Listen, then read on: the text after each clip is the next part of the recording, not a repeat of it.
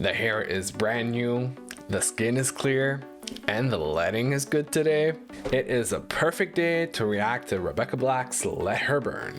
Believe it or not, her first studio album, and yes, it is that Rebecca Black that we all know from the viral song that was Friday. Here's a little reminder if you didn't remember. It's Friday, Friday, gotta get down on Friday. But she has released her first studio album, and I heard the first single, and it's actually one of my great songs of the end of 2022, and I was really excited for this album, so I'm very happy to be reacting to it today. Without further ado, let's jump right into it.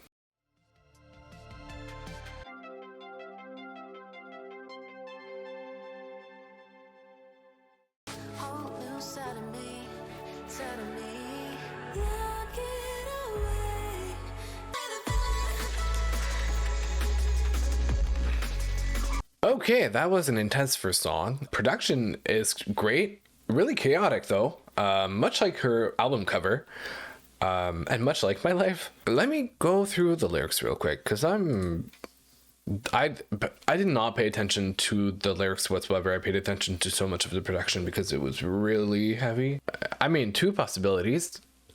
She's either talking about, I mean, most likely she's talking about somebody else, like romantic interest for sure, but somehow I can't help myself but to think that it could be like about erasing her past, like trying to move on from maybe her reputation that she has, and like telling the general public, like, you can be the villain, I don't care, I'm just gonna sleep at night and do my own thing. A very interesting way to start the album.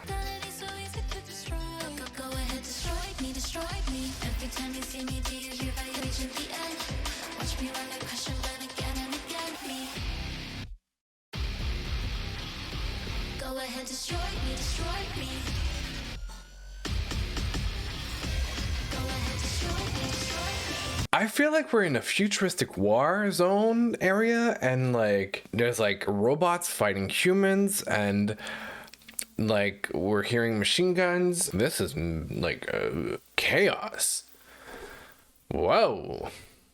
The contrast between her voice that sounds like delicate and soft, and the very harsh production of like a UK garage type of song, and like early 2000s rock or pop rock, punk rock, pop, whatever that era it was, is really interesting.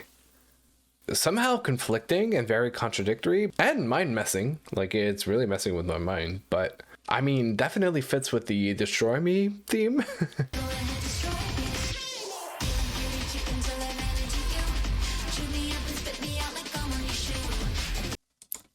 What is being destroyed right now are my ears and my brain cells.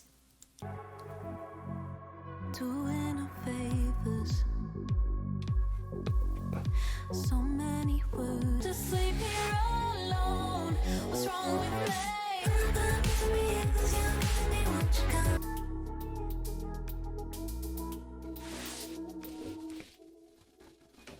Part of me feels like I was at a 90s goth rave party.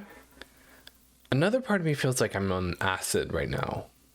See, we're heading into Crumbs, which is the next song on the album, and that was the first single from that album that I did hear. And it's a little more pop sounding, and I thought we were heading more into that direction. But the three first of 10 songs, so we're already 30% and like 1/3 into the album, is very intense sonically speaking. You can make a mess and I'll pick up the crumbs. Two things. One, I gotta give credits to Rebecca, because sonically and just like conceptually, the whole album is like very cohesive and consistent so far. Honey, you've got a big storm coming. I mean, we're 4 tracks in, but even though Crumbs is a lot more pop sounding, it's still very, very consistent and like it makes sense globally speaking.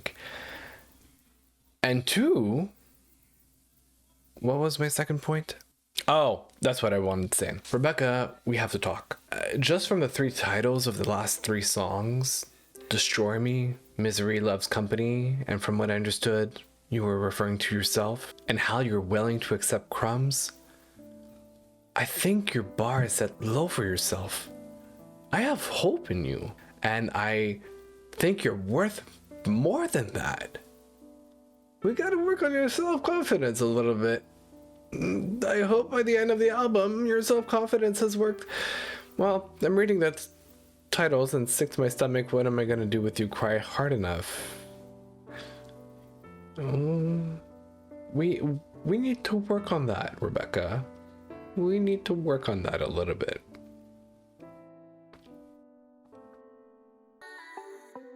Maybe I didn't say what was on my mind the other day. Can you keep a secret? I'm tired, but I wanna pick you. Okay, continuing on this acid trip that we're on right now, we just jumped from a very like goth rock-ish sound to a hyperpop Charlie XCX like sound. My only critique is I didn't understand a single word she said. That's all that happened. Like I just focused on the sound because I couldn't focus on the words. I didn't understand anything. I don't even know what Doe Eyed means. Having large, gentle, dark eyes. So I'm assuming that it is a song about like obsessing with somebody that has those specific traits for eyes. Let me look at the lyrics. Oh, can you keep a secret? I'm tongue-tied, but I wanna fuck you till sunrise. Well, Rebecca's an adult. Got a little kitty with a big dream, come and lick it up like it's strawberry cream. Sugar on your tongue, I'm candy. Give me that bitty bitty body beep boop. We merci beaucoup. I definitely did not understand this from the song. What? Oh my god. Ah! Whoa! Hold on. Get down, my turn, scream my name, handcuff me to the bed frame, do what you please, boom boom in my room, no sleep. I mean, good for you, but whoa! I had no idea what to expect. And boy...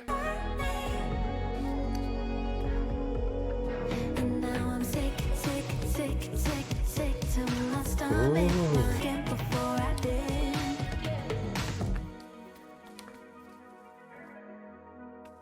Okay, this song kind of blends in like hyperpop production and like 80s synth music production as well. Lyrically, it's the one I understand the most so far, like from just listening to it, besides Crumbs. And I like it a lot. I mean, I have a personal bias because I tend to gravitate towards synth-based music, but it's a very good pop song. I'm happy it's the longest one of the album because there was there's quality to it. The production, the storyline of it. The production so far on the album is really, really good. The lyrical content, I mean, obviously driven by like some love interest, can't deny that. But I don't know how long their affair lasted because there was really only 2 songs about like that obsession with that person, and then we're already moving on. I mean, sick to her stomach because of that person moving on too quickly. That didn't last a very long time. Hopefully you find something more stable and long term. I wish for you. You deserve it.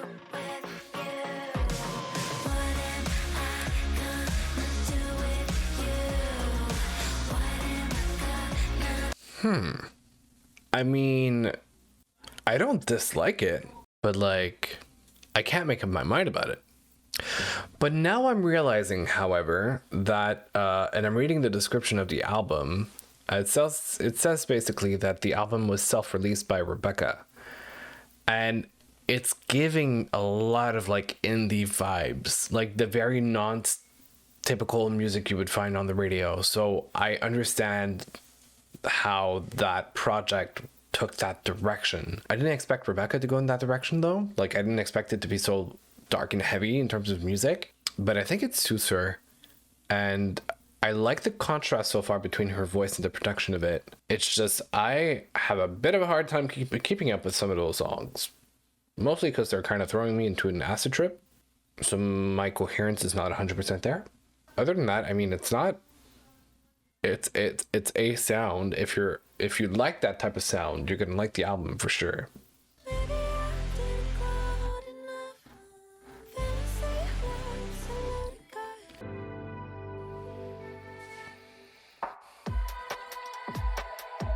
There is one line in the song that really stuck to me, and that is fantasy love is a loaded gun. Facts. Facts. Like literally a fantasy love in which you're so consumed that you're blinded by it and you're wearing those rose-colored glasses.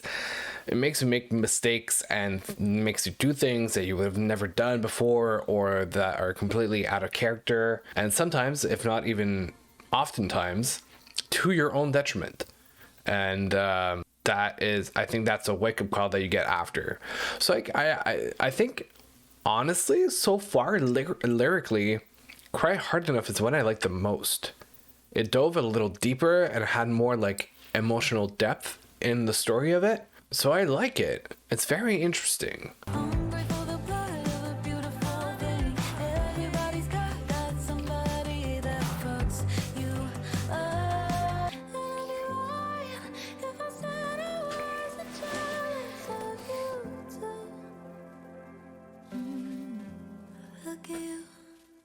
I think sonically it's the one I like the most on the album. I mean, we have one more track to go through, but there was something about it. I don't know. I can't tell. It sounds like some sort of like indie pop rock. It's not a sound that we heard a lot because the other songs, there's either the hyper pop or it's like very intense in terms of pop rock, like punk rock almost. But it felt different.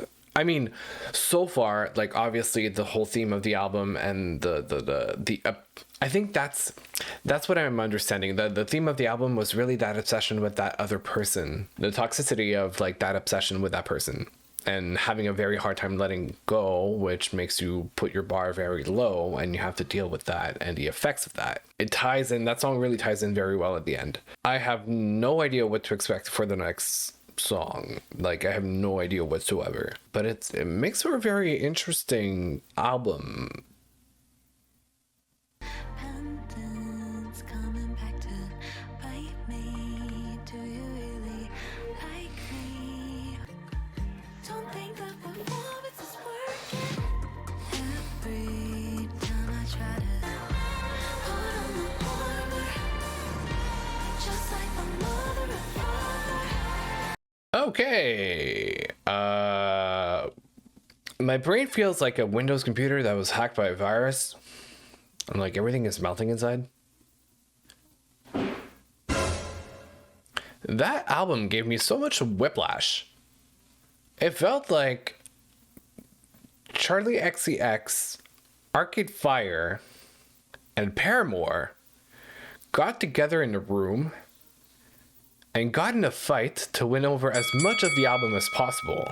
I think that's my biggest critique of the album. It's really the clash between the sounds. It's very intense, very chaotic, technically does fit the theme, but as a listening experience, marketing wise, I'm thinking somebody who loves Charlie XCX will appreciate this type of album, especially the hyperpop tracks, but it's intense to listen to when you're more used to the traditional radio pop music that you would hear on the charts. It does definitely have that indie feel to it, but it did manage to melt my brain. So thank you, Rebecca. I don't think I'm gonna do a ranking for this one because I don't feel like I'm